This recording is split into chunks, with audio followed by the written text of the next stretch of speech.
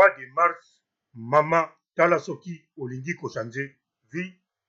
Mois de mars, ndeko mwasi Tala Soki Olingi ko continuer ezaleli ya kala to Olingi okoma ezaleli ya sika. Mois de mars ezali mois ya bino basi. Mois de mars mobimba, en tout cas mama ko négliger yango te, mitala malamu eloko nini oyo ekosalama, eloko nini olingi esalama mpona yo na likambo nini oyo yo olingaka na motema moko.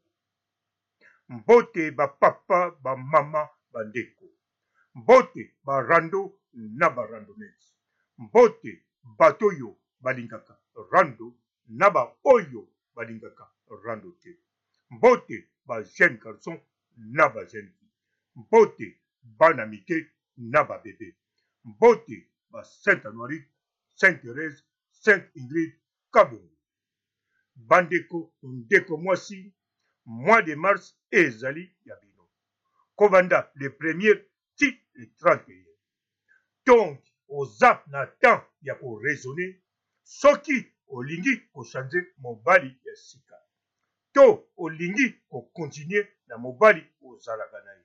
Soki pe oza na mobali te, soki esengeli o continuer ozala toujours yo moko to oluka mobali. Mois de mars oyeba soki olingi ko changer modèle ya kolata to olingi ko continuer kolata ndenge kaka omesana. Mois de mars mama ezali ya bino.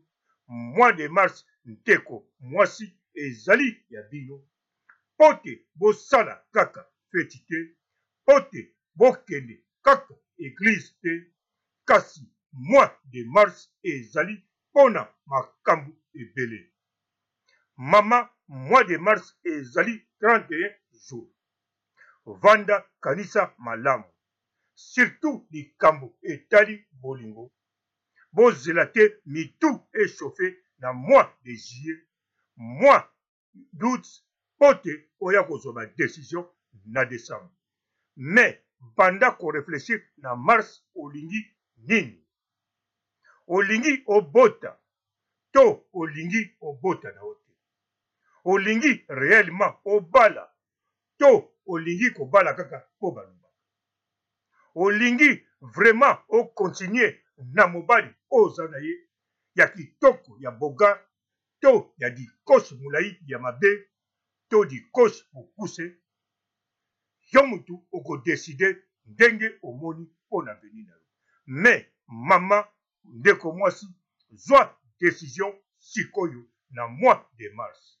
Même okoloba na mutu to okoloba na mutu te, mais mois de mars ezali kaka feti te, ezali kaka moziki te, mais ezali osala réflexion ya koyeba eloko nini ezali très important mpo na vie na yo. Vie na yo eza na maboko na yo mama. Yango wana zwa vie na yo na maboko ndeko mwasi. Soki pe olingi ochange même bana na yo, okoki kochange. Otindi bango paya noko na bango, bavanda muke kuna sima bazo. Donc oza capable ya kosala oyo olingi. Bana baza pasi mpona kochange bango, mais soko moni yo okoka koedike bango te, to okokoka koedike bango, mais oza kokoka kosala vie na yo oyo olingaka te, pesa bango na noko na bango, kotisa bango na internat, zwa ba décision nyonso sikoyo. Na mois de mars sala réflexion, kozwa nanu décision te, mais kanisa malamu eloko nini eza bien mpona yo ndeko mwasi. Mois de mars eza kaka liputa te, eza kaka bafeti te, eza kaka mini jipe te, mais ezali yo ndeko mwasi oyeba vie na yo ezali ya yo. Yo ozali yo. Olingi kosala nini na vie na yo? olingi kosala nini na bomoi na yo, okolingi ogere vi na yo ndenge nini, olingi ogere barelation na yo ndenge nini, olingi ogere vi ya famille na yo ndenge nini, olingi ogere bolingo na yo ndenge nini, olingi ozala libre ndenge nini. Kanisa malamu ndeko mwasi. Soki pe oza na likambo mosusu eza kaka kotungisa yo, eza difficile, soki epekisami na mibeko ya leta na ya nzambe keba. Surtout mibeko ya leta soki esengeli osala te sino okobuka mibeko, en tout cas conseil payant ofuta kosala yango te parce que okokende bolo.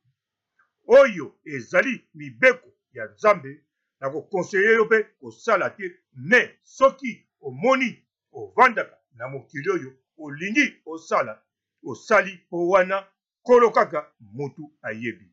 Nga nayebi te ndenge mibeko ya kolo ye moko akosala na yango, me oyo ya mokili oyo soki obuki okokende kolo.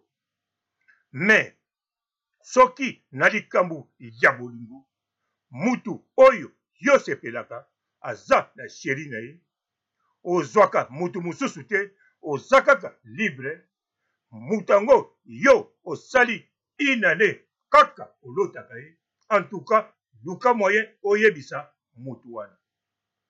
Nalobi te okabola bolingo ya batu, me yebisa to zwa décision obosa na ye to oyebisa ye, po ndenge nalobi nyonso ezodependre na yo.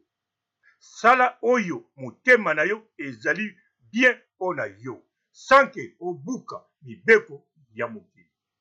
Yango wana ndeko mwasi, le 1er mars ti le 31 mars ezali likambo oyo yo ndeko mwasi ezali pona osala, pona okanisa, pona yo. Ezala ozali mama ya 120 ans, ezala oza na 50-60 ans, ezala oza na 30-40, ezala oza na 25-30, mais luka moyen opase vi na yo ya kosala réflexion pona intérêt pona vi na yo. Po na mokili oyo ozali kovivre mbala moko.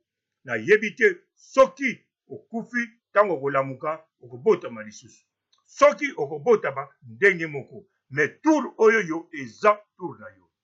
Tour na yo oza motu, oza na makila pe oza na motu, nzoto oyo oza nango eza ya yo. Mois de mars, le 1er ti le 31, en tout cas luka osala réflexion ya likambo oyo omoni ekosunga yo, oyo ekotia yo kimia na ndenge yo lingi, to likambo oyo même ekopesa yo kimia te, même ekosala yo vraiment penza bien te, kasi yo osepeli kaka osala yango, oza na droit. Po na mokili oyo eza kaka teke fo osala eloko pona intérêt na yo, me soki motema na yo na nzoto na yo osepeli osala pona bato mosusu, me yo ozala no kaka ndenge wana, ezali mabe te, eza kaka eloko yo osepeli nango, ezali osali sacrifice pona bamisusu parce que osepeli nango. Ndenge bandeko basi mosusu akoki kokende na zamba mbula na mbula pona kokipe kaka banyama parce que asepelaka na yango, eloko esalaka bien asala sacrifice pona banyama. Bandeko mosusu na ndako batonda na banyau, alesaka bango eloko esalaka ye malamu, eza kaka kobokola banyau.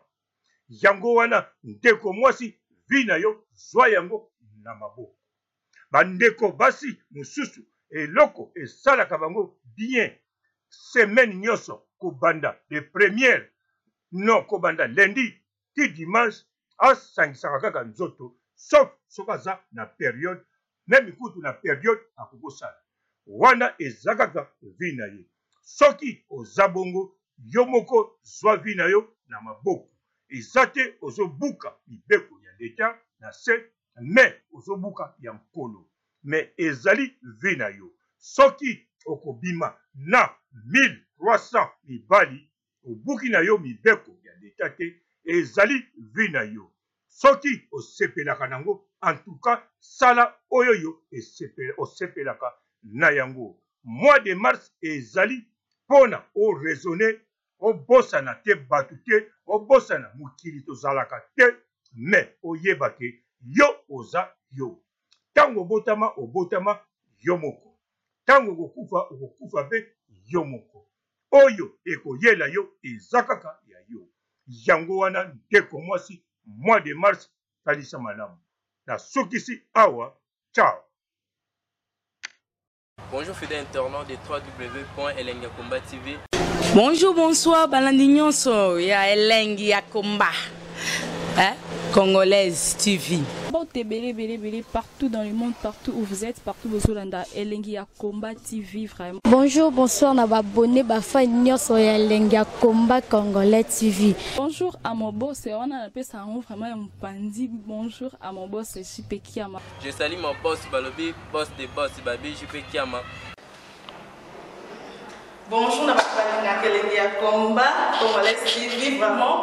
Ramon Lazana, chaîne de chaque topo, il y a pas de JP Kiama, et boss des boss, il y a ni à danger. Donc, on va se mettre au Lazaki. Ya boss na biso JP Kiama nzambe na ngai ba boss bazali ba boss bazali JP Kiama le boss des boss. Napesi d'abord bonjour te ba mbote belé na mo boss JP Kiama wana na kozangisa ote donc na ko lekate sana napesa mo boss JP Kiama boss des boss. Bon, t'es belé partout dans le monde, partout où vous êtes, partout où vous êtes, Elengi ya Komba TV, vraiment. Bonjour, bonsoir, Naba abonné, bafa nyonso ya Elengi ya Komba Congolais TV. Bonjour à mon boss, on a appelé ça vraiment un pandi. Bonjour à mon boss, JP Kiama. Je salue mon boss Balobi, boss des boss Babi, JP Kiama.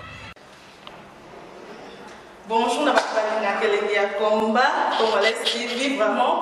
Ramon Lazana, chaîne de chaque topo, il y a pas de JP Kiama, et boss des boss, il y a ni à danger. Donc, on va se mettre au Lazaki. Ya boss na biso JP Kiama nzambe na ngai ba boss bazali ba boss bazali JP Kiama le boss des boss. Napesi d'abord bonjour te ba mbote belé na mo boss JP Kiama wana na kozangisa ote donc na ko lekate sana napesa mo boss JP Kiama boss des boss.